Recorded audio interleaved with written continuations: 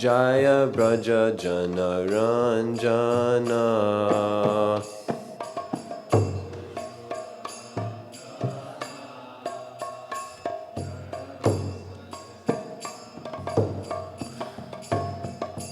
Jaya Yamuna Tira Vanachari. Jaya Kunja Bihari.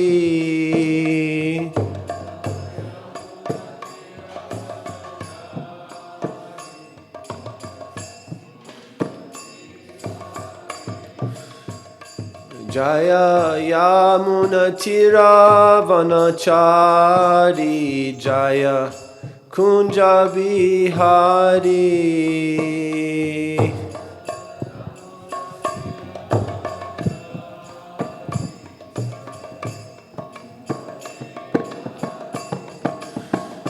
Jaya Radha Madhava. Jaya Kunja Bihari.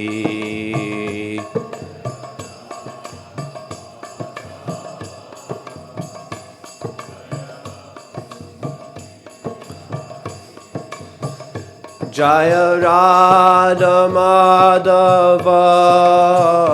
Jaya Kunja Bihari.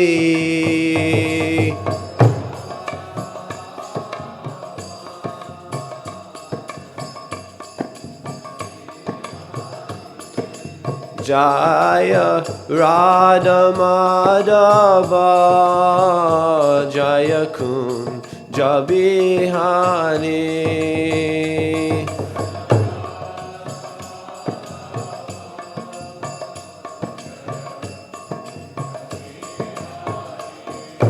Hare Krishna, Krishna Krishna, Hare Hare, Hare Rama, Rama Rama, Hare Hare.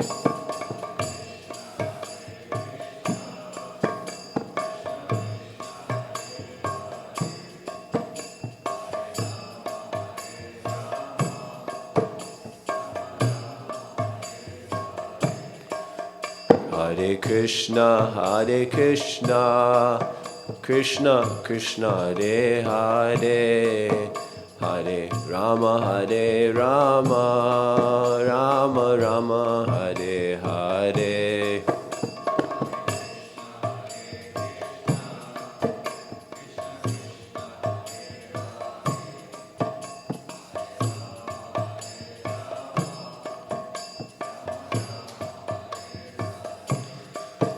Hare Krishna, Krishna Krishna, Hare Hare, Hare Rama,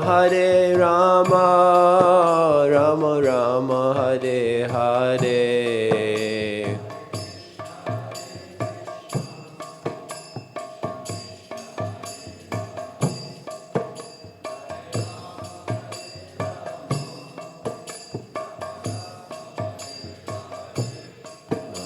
Hare Krishna, Krishna Krishna, Hare Hare, Hare Rama, Rama Rama, Hare Hare.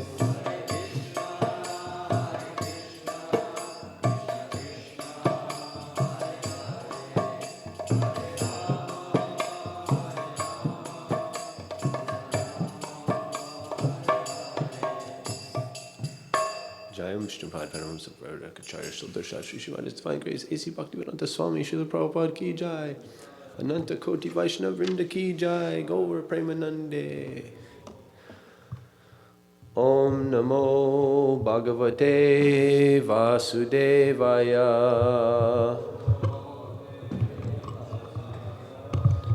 Om Namo Bhagavate Vasudevaya.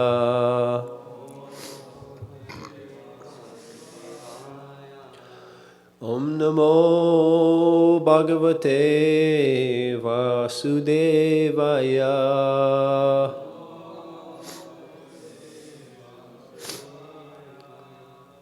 Narayanam namaskritya naram chaiva narottamam devam saraswatim vyasam tato jayam udirayet nashta prayeshta badreshu nityam bhagavata sevaya bhagavati utamashloke bhaktir bhavati naishtaki. Today we're reading from the beautiful Śrimad Bhāgavatam, Canto 3, the status quo, Chapter 26, the fundamental principles of material nature, and we're on what are we on, just to make sure? 56 and 57, right? Okay. Prabhu Vishnu was nice and he gave me more than a one sentence purport. Or two, he gave me two texts with, there's still not too long of a purport, but I know you can speak so much on this one. Hare Krishna. So text 56. I think I'll just read this one and then we'll go through the line by line on the 57. Nirbibeda virajas twag Roma samsarva adyastataha tata oshadayash chasan shishnam nirbibide tataha. Then the universal form of the Lord, the Virat Purush, manifested his skin, and thereupon the hair, mustache, and beard appeared. After this, all the herbs and drugs became manifested, and then his genitals also appeared. The skin is the site of the touch sensation. Can someone maybe turn down this thing a little bit? It's like it's too much. I hear a ringing. And his genitals also appeared. Purport: the skin is the site of the touch sensation. The demigods who control the production of herbs and medicinal drugs are the deities presiding over the tactile sense. And now we're on 57. Retas tasmadapasan.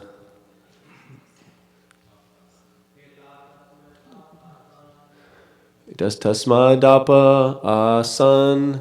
I don't know how to chant this. It's not coming. Someone else can try it to just fix me in the right pronunciation because it's not sounding. Retas tasmadapa asan. I'm not satisfied. Anyways. Nirabhidyat vaigudam gudadapano panchachcha mrityuloka bhayankaraha retas tasmadapasan nirabhidyat vaigudam gudadapano panachcha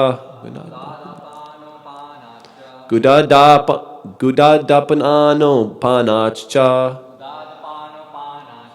mritirloka bhyankara. Okay, please chant. Yes, pardon.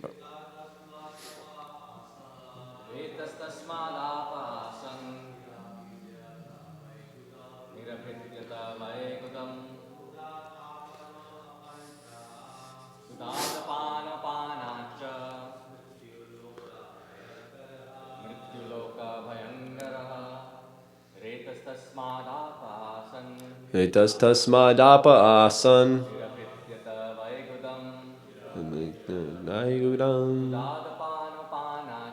Gudadapanopanacha mrityuloka bhayankara. Retas tasmadapa asan Nirabhidyata vaigudam Gudadapanopanacha mrityuloka bhayankara. Mataji's. Retas tasmadapa asan Nirabhidyata vaigudam Gudadapanopanacha. Lokam Bayankara. Rita. Retaha. Semen. Tasmad. From that. Appa. The God who presides over the waters. Asan appeared.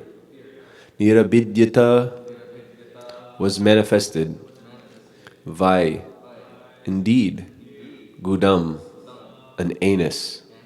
Gudat, from the anus. Apana, the organ of defecation. Apanat, from the organ of defecation. Cha, and mrityu, death. Lokabhayam kardaha, causing fear throughout the universe. Translation and purport by His Divine Grace A.C. Bhaktivedanta Swami Srila Prabhupada Ki. After this, semen, the faculty of procreation, and the God who presides over the waters appeared. Next appeared an anus, and then the organs of defecation, and thereupon the God of death, who is feared throughout the universe. It is understood herewith that the faculty to discharge semen is the cause of death. Therefore, yogis and transcendentalists who want to live for greater spans of life voluntarily restrain themselves from discharging semen. The more one can restrain the discharge of semen, the more one can be aloof from the problem of death. There are many yogis living up to 300 or 700 years by this process, and in the Bhāgavatam it is clearly stated that discharging semen is the cause of horrible death. The more one is addicted to sexual enjoyment, the more susceptible he is to a quick death. Om Jnanatimmirandasya Gananjana Shalakaya Chakshorunmilitam Yena Tasmai Shri Gurave Namaha.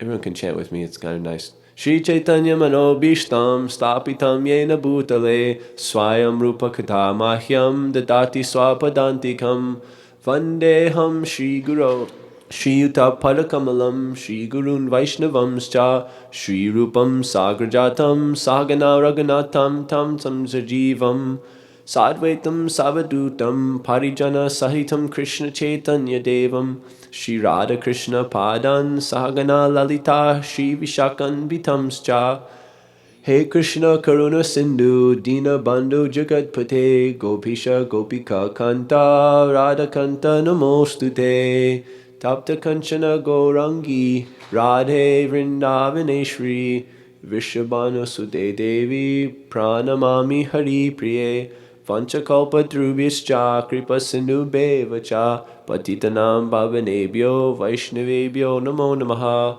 Shri Krishna Chaitanya Prabhu Nityananda Shri Advaita Gadadhar Shri Vasani Gaur Bhakta Vrinda Hare Krishna, Krishna Krishna, Hare Hare, Hare Rama, Rama Rama, Hare Hare, Mukam Karoti Vachalam, Pangam Gayati, Gurum Yakrapatam, Aham Vande, Shri Gurum Dinataranam, Paramananda Madhavam, Shri Chaitanya Ishvaram, Hari Om Tat Sat.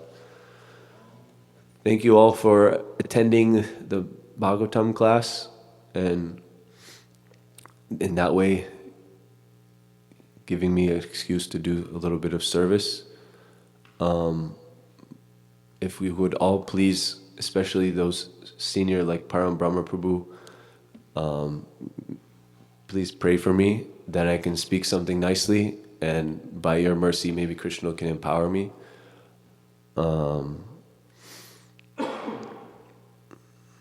Hare Krishna. The universal form of the Lord, the Virat Purusha, manifested his skin, and hair, mustache, and beard appeared. After all this, the herbs and drugs became manifested. Then his genitals also appeared.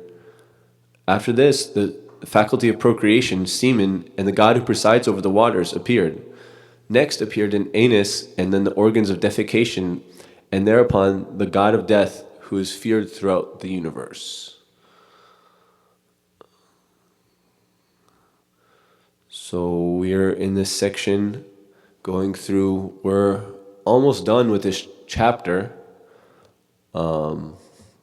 which, yeah, it's Shankya Yoga in the beginning. We've gone through Pradhan, time, Mahatattva, consciousness, to the ego, to the intelligence, to the mind, to the senses, to the sense experiences, to the sense objects.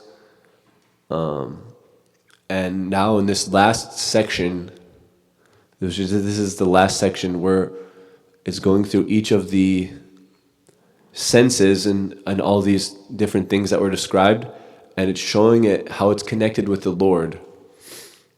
And the way it's doing that is it's showing how the whole Virat Rupa is having this gross form, and then each of those parts of the gross form have some sort of subtle, essence of that form, and then some sort of devata that's kind of controlling that, and so that this Virat Rupa, this Virat Purusha, is kind of like the personified material world,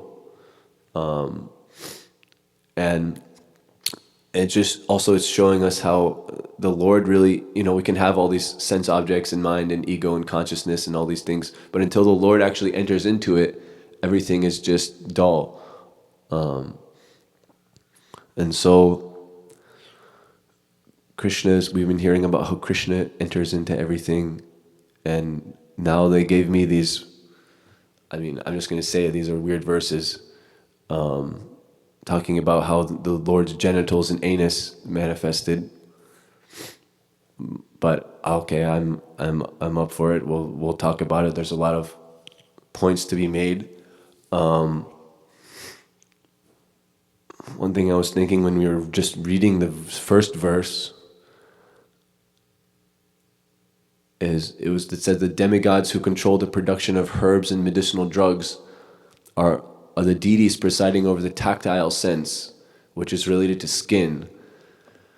And something just randomly struck me that, or I remembered that in Ayurveda, because we're talking about bodies here and herbs and different things, it reminded me of Ayurveda. And actually in Ayurveda, one of the easiest layers to give medicine to the body is the skin.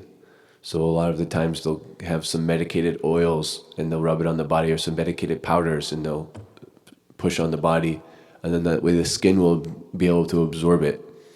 And so it's interesting that the same demigods that control the production of herbs, like in medicinal things, are also presiding over the tactile sense, which is the sense of skin. The skin is the gross organ which has that subtle sense potency. And then in the next verse, we're talking about after the Virat Rupa's genitals came, then we have semen in the god who provides over the waters, or Varuna Dev, and then next an anus in the organs of defecation, and thereupon the god of death who is feared throughout the universe. And Prabhupada mentions that in the Bhagavatam, it's clearly stated that discharging semen is the cause of horrible death. The more one is addicted to sexual enjoyment, the more susceptible he is to a quick death. To live a greater lifespan, don't do it. And the more you can do it, the more you can become aloof from the problem of death. And I was just reflecting, like, we have this word brahmachari, and if we think about brahmachari, it's like sometimes people don't think about exactly what it means, but if you break down the Sanskrit, Brahma, there's a shloka that basically says this, but I can't remember the exact Sanskrit, but it's basically brahmachari is Brahma and Acharya. So it means the activities that they do are related to Brahma, or spiritual. So someone's a complete spiritualist. But then what is the number one defining characteristic of, like, when you see a brahmachari, that you understand what they're doing? That they're not discharging semen. And so it's creating this real dichotomy, or this real dividing line. Like, if the more you're going to be addicted to sexual enjoyment or discharging semen, then the more you're going to be implicated in the material world. Like, Ayendra Prabhu had this funny way of saying it. So he's like, okay, so what does Mataji mean? Mataji means mother. Mother means the capacity to give birth, to bring another life into this world. But what does Krishna say in the Bhagavad Gita? He says, any time there's birth, there must come death. Whatever is created, what is this different transformations? It's something's born, then it grows. Help me out, everyone. I don't have a good memory. Make some byproducts. Okay, you stop helping. Jainanda, what's after? After it grows, it has some byproducts. There's 6. It has a dwindling and death. Okay, we got 5. There's one more. I mean, the other one is just it stays for some time. After you grow, I mean, some people grow till they're like 20, and then they grow another way. But so the Ayendra was saying, so Mataji means association with birth, and with birth comes death, and so that you can imagine the cycle of birth and death. And so he said, therefore, the more that you associate with Mataji means that the more that you associate with the cycle of birth and death.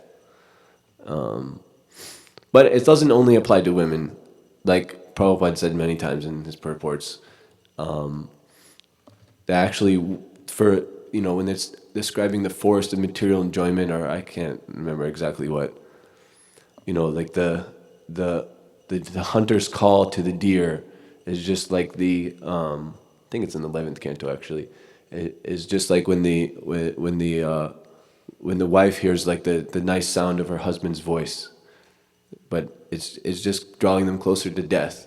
And that's the point that the Bhagavatam and Prabhupada's making in the point here, is that the more we're focused on these lower things, the more that we're just going to have a horrible life and therefore a horrible death, and kind of miss the whole point. Like Krishna says in the 11th canto, when he's talking to Uddhava, he's summarizing a bunch of things, and he's saying, actually, real misery is to be implicated in searching for sex pleasure. Because, I mean, sex pleasure is the highest pleasure in the material world.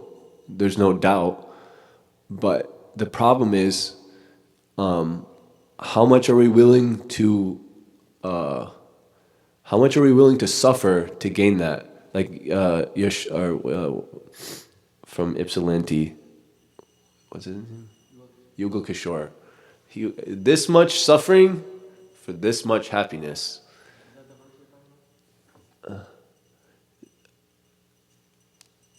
No, this is a little different, but any verse you pick is good. The Bhagavatam's all sweet. So that's actually the real problem, is that we're, just to get a little happiness, we're willing to take up so much distress. And in the 5th canto, Maharaj Bharat, or Rishabh is teaching his sons that's not actually the point. If you're willing to go through so much suffering to just get a little bit of happiness, then why don't you just go through like relatively less suffering? Any way you have to go through some sort of suffering, some tapasya, some hardship. Why do you go through suffering for eternal happiness, for something that will never dwindle? Why not? Why not try to do that?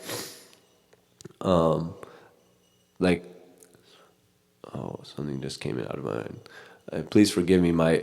I've been sick the last few days, and when you get sick, your whole body gets out of order, and including my mind and my intelligence. So it's hard for me to keep my train of thought.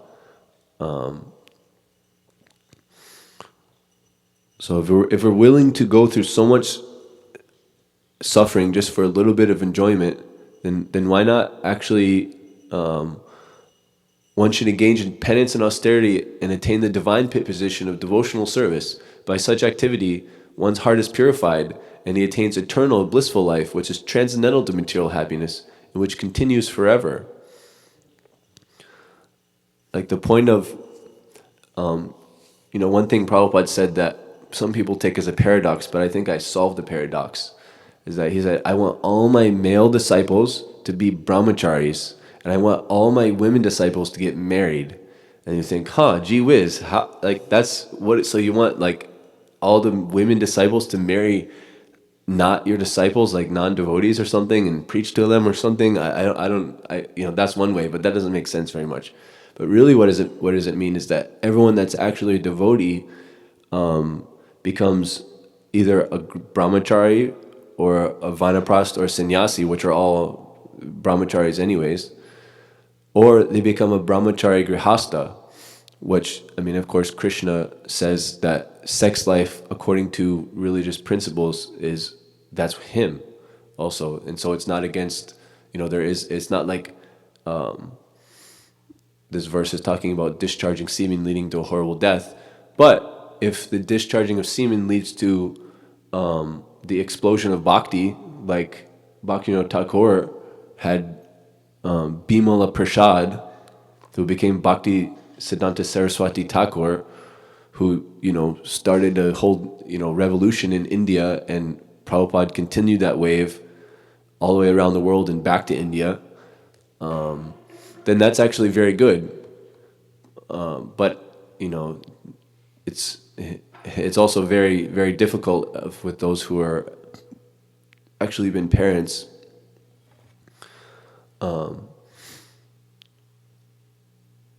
And so it's saying here, you can live 300 or 700 years.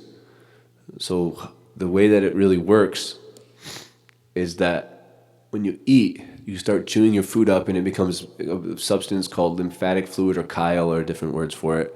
And that's kind of like the first thing that your body gets, and it immediately goes into your lymphatic system.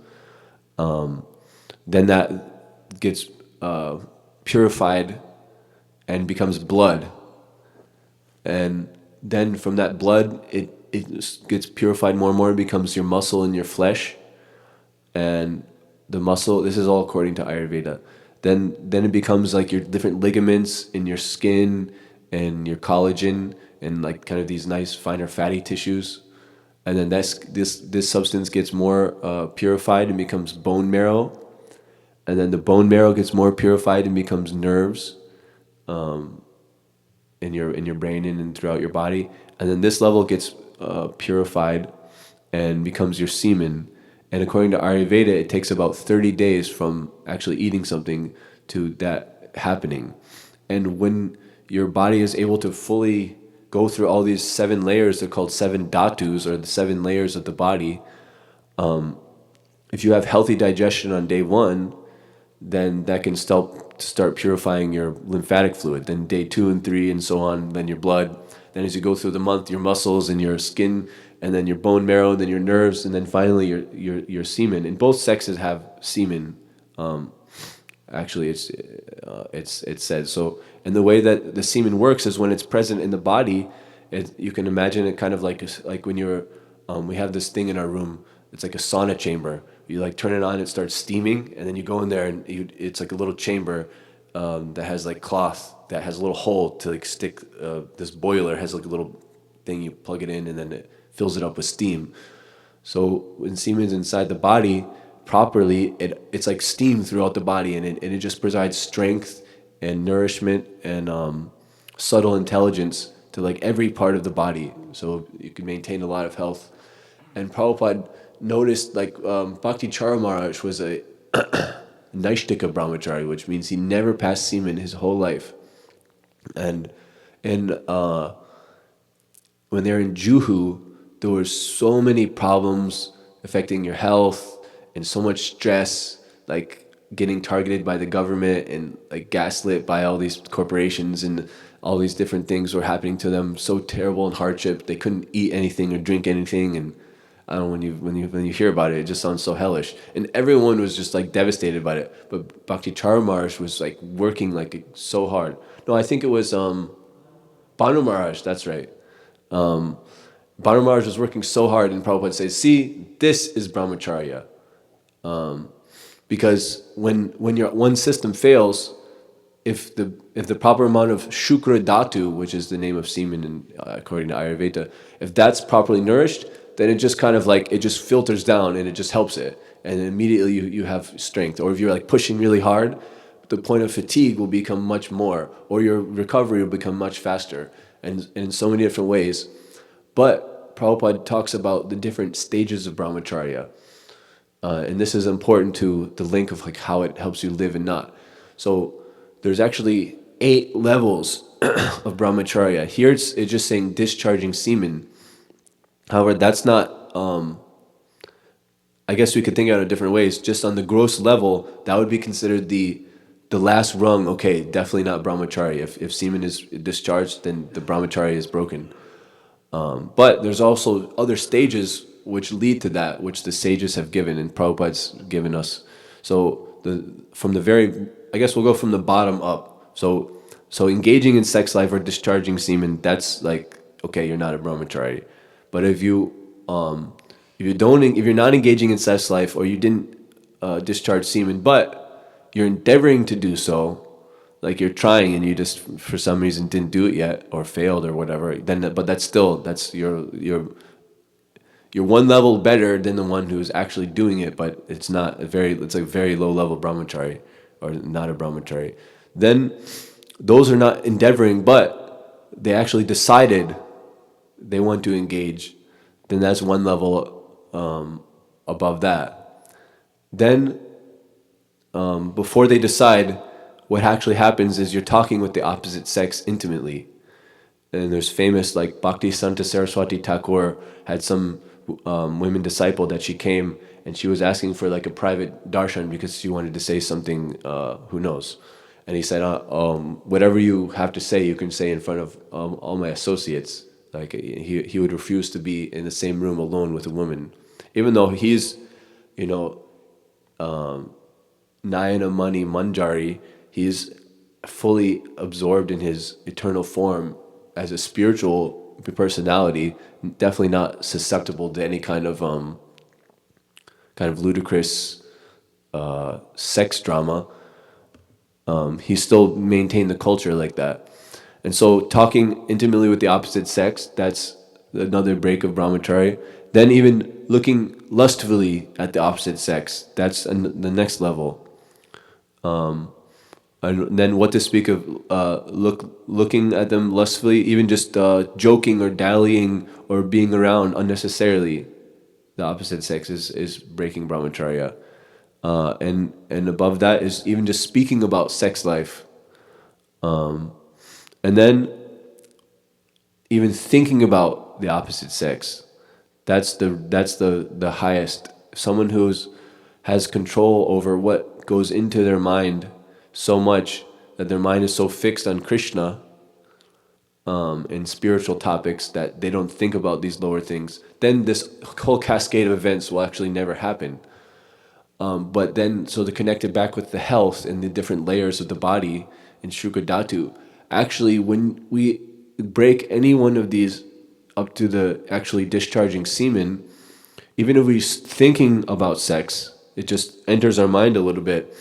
What happens to some of that so-called steam is it becomes like when steam condenses, it becomes these drops. So it actually condenses back down into its gross form, and the more that condenses, then the more it'll produce the urge for it to come out, which if it's not acted on, then it'll come out in the night. But if it is acted on, then that's, complete low fall down. So the point is, these people that are living up to 300 or 700 years, they're getting, even their thoughts, because their achar, their activities, their daily life is so focused on Brahma or spirituality or Krishna consciousness, that even the thought doesn't have the time to come in. Like they said, what should you do if Maya comes knocking on your door? Like don't even open the door, or just open it and then slam the door in the face of Maya. That's what people say. And so by properly controlling our thinking, then we can control our feeling, then we control our willing, then we can control our doing. And we can see on this 8 steps of brahmacharya, it's in this way. It becomes thinking, feeling, willing, doing. The more you think about something, then you're going to feel about it, then you're going to have like more intense desires to properly do it, then you're going to actually do it. And so we want our thinking, feeling, willing, doing to just simply shift from material engagement to spiritual engagement. The more our thinking, feeling, willing, and doing, which starts with thinking, the more our thinking changes to spiritual reality, the more we can avoid a horrible death. And we don't have to look very far for many examples. I mean, just go to the hospital and go into the whatever ward that is where the people are going to die soon, and you see how terrible of lives they lived. And then we can look at devotees who are dying. Like even recently, a devotee passed away, but it was said that the atmosphere was actually very peaceful, like surprisingly peaceful. And we always hear devotees when they pass away, it's like, they're just talking about, it was like some anniversary of George Harrison. Like when he passed away, it was like extremely serene, and it just felt like it was good, and there was this flash of light, and like, Mukunda Maharaj was there, and it was just an auspicious, nice thing. So when devotees pass away, the death is not so horrible. Maybe intense. Like Dhanadhar Maharaj, he often talks about this subject. And there was this one book distributor, and then she was in her last few breaths, and she had a lot of devotees around her chanting and everything, and she's just like looking at her and she's like, "This is intense." Like that's what she had to say in her pure state of mind.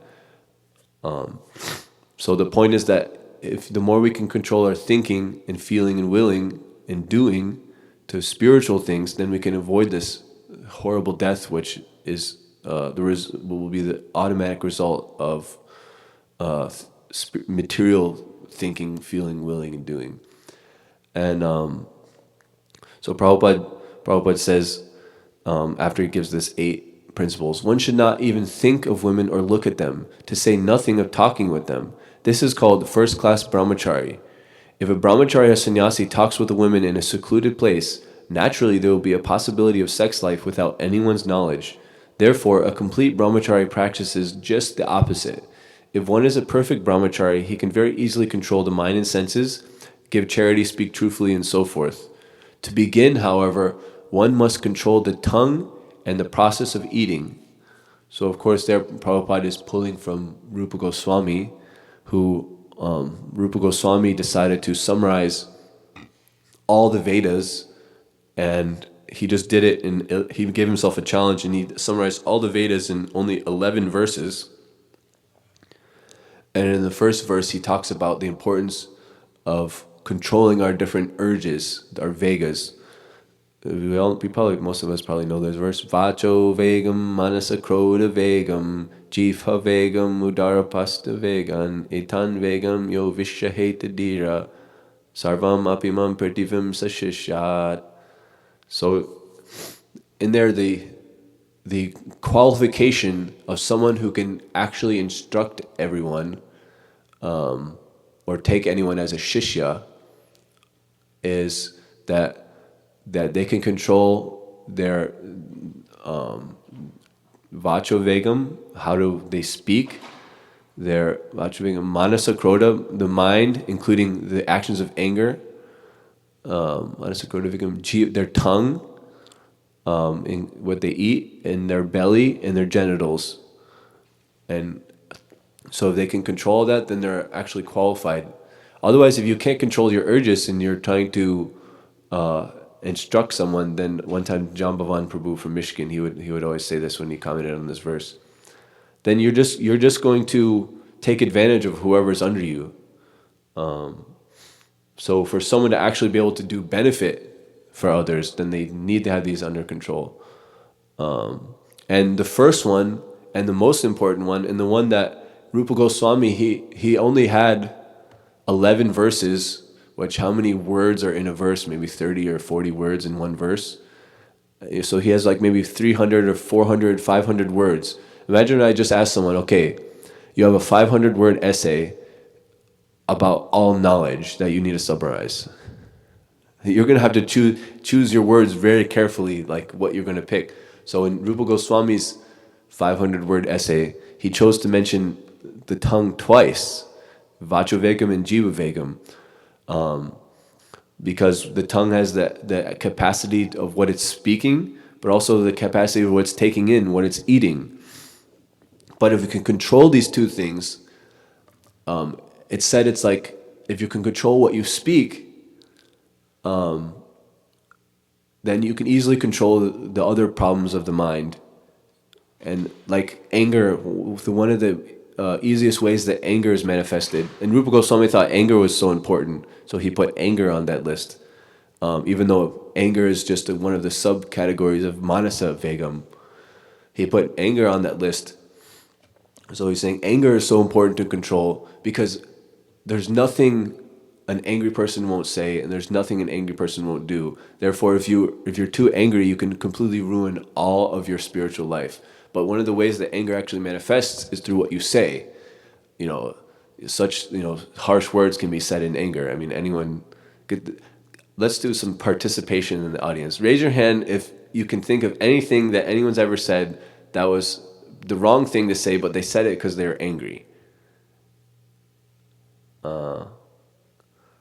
Yes, tell me. Yes, Hare Krishna. Thank you for coming.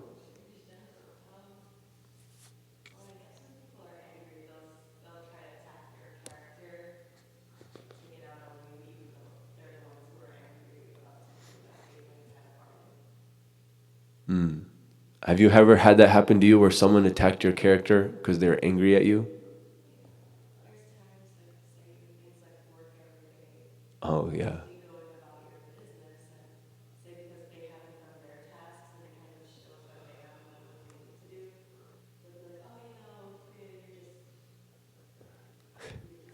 You're just a goody two-shoes, doing all the right things. Yeah. Where are we in the Bhagavatam? The third canto. We'll end up getting to. We didn't talk about Daksha yet. That's the fourth canto, right? Daksha. Yeah, Daksha's in the fourth canto. So we're getting our way through the third canto. We're almost done with it. When we get to Daksha, we'll hear a good example in the Bhagavatam of why it's important to control your anger. He gets angry at Shiva because he thinks that Shiva is disrespecting him somehow. But we have to. What actually is anger? So anger, according to Rupa Goswami, is the burning feeling of the mind caused by the perception of offenses towards oneself or others. So when we feel anger, what that's actually coming from is that we feel like there's an offense made from others, or to either ourselves or to someone else. And so Prabhupada's explaining in the purport in Nectar of Instruction that to control this, we can try to control this by maintaining a peaceful mentality, and by chanting Hare Krishna, of course, we become very peaceful because we don't have many different desires and things. That's another way we can become angry, is that we have some desire and we didn't get it, and therefore we become angry. And actually, you can even say that's the Rupa Goswami's definition kind of explains that as well, because if we have some desire of something, it means we think we deserve it. And if we didn't get it and someone else got it or didn't offer it to us or did something like that, then we're really, it's just because we didn't actually perceive the proper situation. And we think that there was some offense made, something went wrong, and therefore we're angry. But the one quality that all acharyas talk about, Haridas Thakur and Prabhupada and everyone, we always hear about humility. Trinadapi sunichena. How do we actually always chant? If we're humble. One quality or one offshoot of this quality of humility is that then it becomes very difficult to be affected by anger, because if you, at least towards a perception of offenses against oneself, if someone is extremely humble, if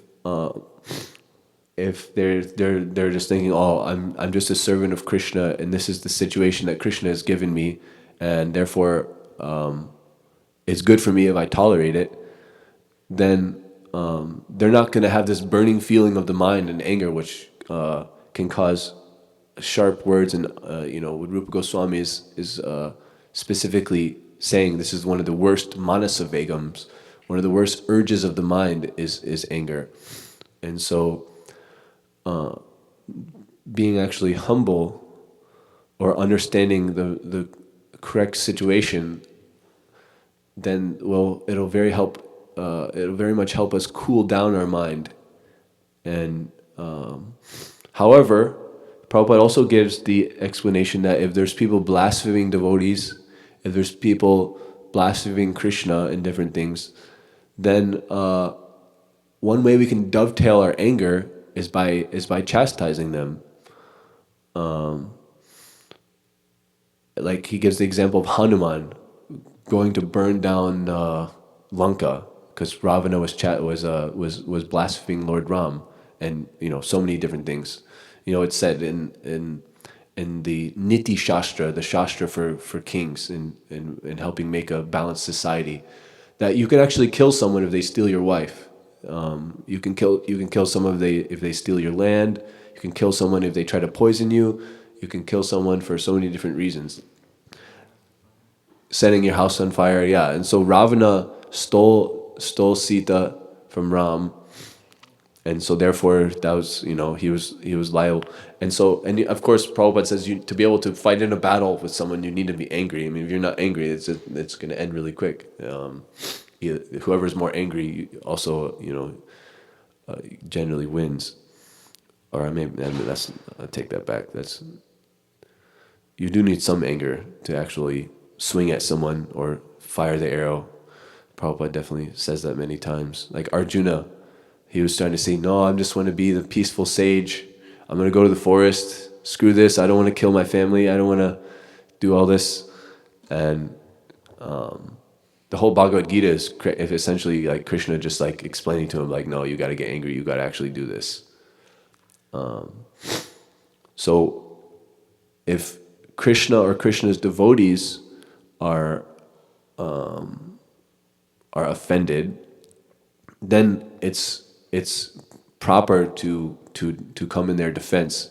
And that's actually the whole modality of Kshatriyas, the Kshatriya Varna in the Varnashram Dharma. Kshatriyas, they have to control their anger, and they have to protect everyone from these kind of things. And so their anger is just to make the situation right, make society correct again. Make sure the Brahmanas are doing what the Brahmanas are doing, and the Shudras are doing what the Shudras should be doing, and the Vaishyas should be doing what the Vaishyas should be doing, and no one's cheating anyone. And if there's another king that's trying to usurp it, then he has to protect what he's doing, so he has to fight the king with the other Kshatriyas, and no one else has to get involved. And it's a very nice kind of situation of how to, and the rest of the citizens, whether one king or the other, it's not like they get completely taxed. Like someone was saying, like, okay, so if I have $1 and I spend it somewhere, then there's sales tax, and then that person makes $1, but then they spend that same $1, and there's also a tax here and another tax there, and you have your income tax, and then when you die, you have to give it to your family, and then there's another tax on it, and every step of the way, we're just getting bled dry. And that's one thing the Bhagavatam says about the age of Kali Yuga, is that the government just mercilessly taxes all its citizens, like basically sucks them dry, sucks all the blood out. And so, but the proper Kshatriya doesn't do that. There's just some flat tax. Yeah, you got to pay your tax to the king. Give to Caesar what is Caesar's, and and take care of yourself, and give the rest to Krishna.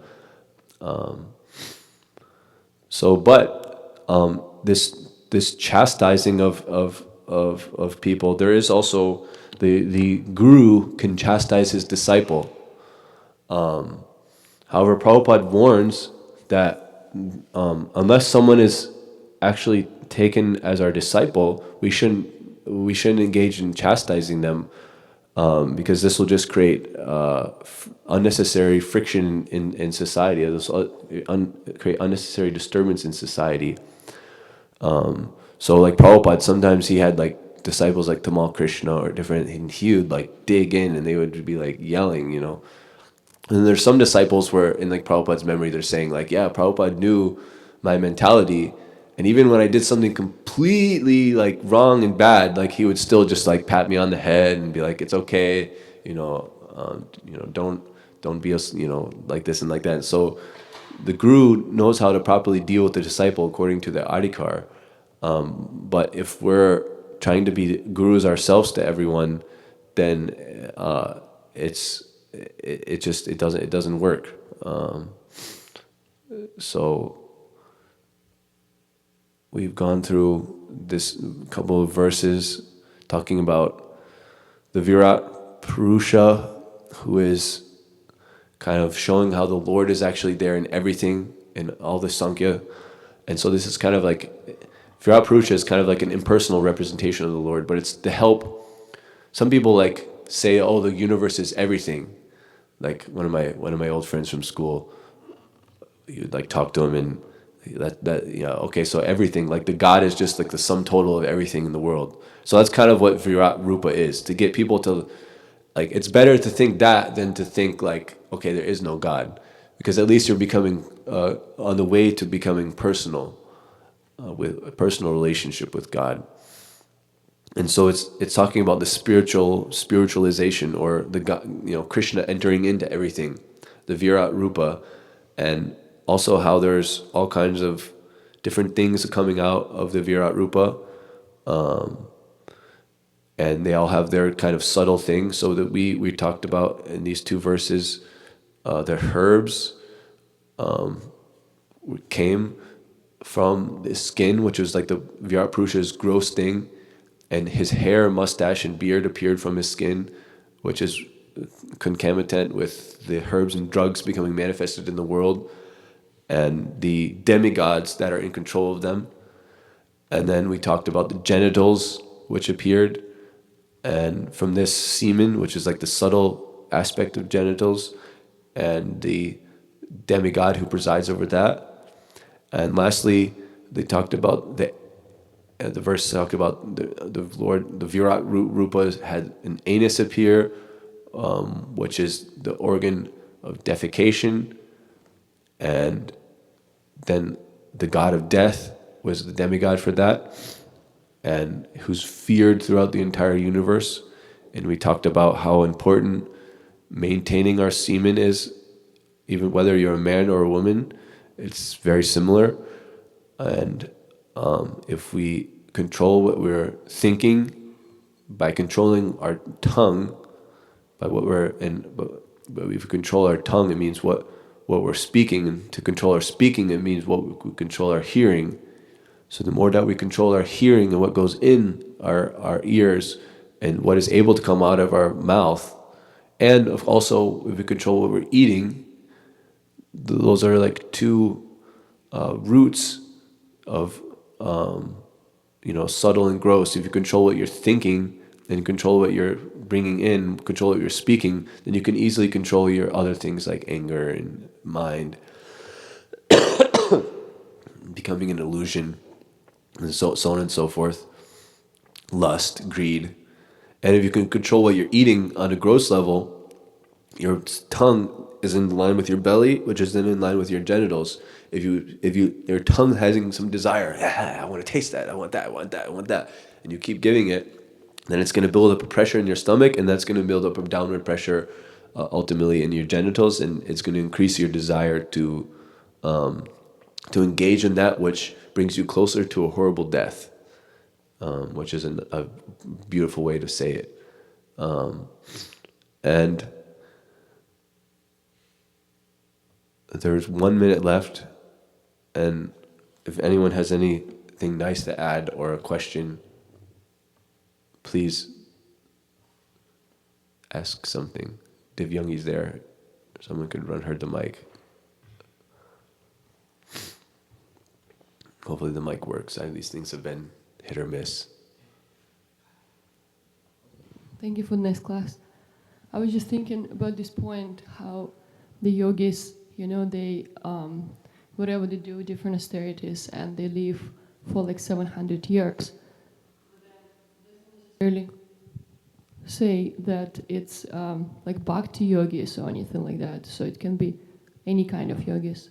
And I was just thinking, what would be better, to be a yogi like this, or just really engage in devotional service, whatever it takes, have a family or something, and they just die earlier. And we know that devotees, they're going to Yeah, that's a Krishna. very So nice it's even point. better. Very nice point, Divyangi. Well, the point that Prabhupada's making, he's just relating semen retention and living long. And the point you're making, Prabhupada has also made many times. Generally, bhakti yogis don't really care how much they live, and even Shukadev Goswami says, the trees live a long time, who gives a damn though? Like, it's a hellish existence. You want to live long, become a tree. You can live 1,000 years. Even trees today live 1,000 years, which humans only lived 1,000 years in like 5,000 years ago or more, in Dwapara Yuga. So there's no use to live so long if we're just going to live useless lives like trees or animals. However, there are examples like, who wrote Krishna Karanamrita? That's a good example of, what's his name? He wrote Krishna Karanamrita, famous poet. Krishnadas Kaviraj? No. Something. Is that the one? Who's the one that had the guru, who had the girlfriend that he would like go to? Biva Mangal Thakur, I think that's the one. He lived a very long life, hundreds and hundreds of years, and it just goes to show, because he had too much thinking, feeling, willing, doing, and he ended up poking his eyes out, so he couldn't take a look at the opposite sex and then have those the whole cascade of events happen, and then his body became very strong and very healthy. But yeah, it's not necessarily what we're looking for. But also, on the other hand, I mean, we want to take as much, Prabhupada says, like health, sadhana, seva. Because we can't do sadhana if we're not healthy. We can't do seva if we don't have good sadhana. And so it's kind of this whole important thing that if we're not keeping our bodies fit, then we're just unfit to do everything. So it's a healthy balance. Many devotees, in the passionate rush to build up ISKCON in Prabhupada's movement, because he was only here 12 years and trying to get everything done, they neglected a lot of aspects of their health, for better or for worse. I mean, Prabhupada's never going to forget that, but many of them now in their old age are lamenting, oh, I should have taken a little bit care of my health. Because actually it doesn't take so much to take care of your health. You just have to go to the bathroom when you have to go to the bathroom. You just have to eat when you're hungry, and you have to sleep when you're tired. Yeah, and one more thing, I was just thinking that it's important to have a goal. Why we're doing it, because sometimes it seems like there are austerities for the sake of austerities. And because austerities will be different, like my Guru Maharaj says, austerities will be different in different stages of life. Doesn't mean that someone is, for someone, some things are easier than for other person. Actually, I don't remember that it's Prabhupada or someone said, this comparison was like you're going in a train, right? There will be different stations. You don't really have to get out, but maybe different people will come into your life. But then you have to keep, decide on the goal, why we're doing something. That's all. Yeah, like they say in the what is that bhajan, on something Titi Bhakti Janani. What is it? And Shuddha Bhakata Charana Renu. See, my memory is just like you're sick a couple days and everything goes away. I can find it on my machine. Thank you for Madhava Titi. So the Prabhupada says we do austerities on Madhava Titi, like Janmastami, like Ekadasi. And why do we? We have to keep in point, why do we do this? Because those titis are the bhakti janani. Janani means mother. So they're the mother devotion. By actually just doing useless austerities and hurting the body is not very good. And even I recently did austerities for Bhishma Panchaka. And I feel like that's why I got sick all these last 5 or 6 days, because I kind of did an intense austerity. And my Guru Maharaj likes us that we do these because we get blessed by these the presiding deities over these, and Krishna is happy that we observe certain fasts. But we should never do fasts or austerities that disturb our service. If our service is disturbed, then what's the point? Then that means we didn't have enough health, or we didn't have enough proper attitude to be able to do them in the first place. Like if you can, every single Ekadasi, go without eating, go without drinking, go without sleeping, and chant like 100 rounds, and do full service the next day, that's amazing. Barely anyone can actually do that. And so each one has to take austerities according to what they can do, according to their adhikar. In other words, bite off as much as you can chew. The important part is that, we do something. And anyways, we already have so much austerities just to be in Krishna consciousness, at least compared to our old habits, our old cultures. Just chanting 16 rounds, only eating prasadam, attending all the temple programs. Like that's such an austerity that hardly anyone can keep up with that. And so if we keep things simple and just do that, and then once we've got that solid, then maybe we can add a few more things. Reading Prabhupada's books, that's an austerity that many people aren't doing, but that's very good. Hari Om Tat Sat. Thank you everyone for coming.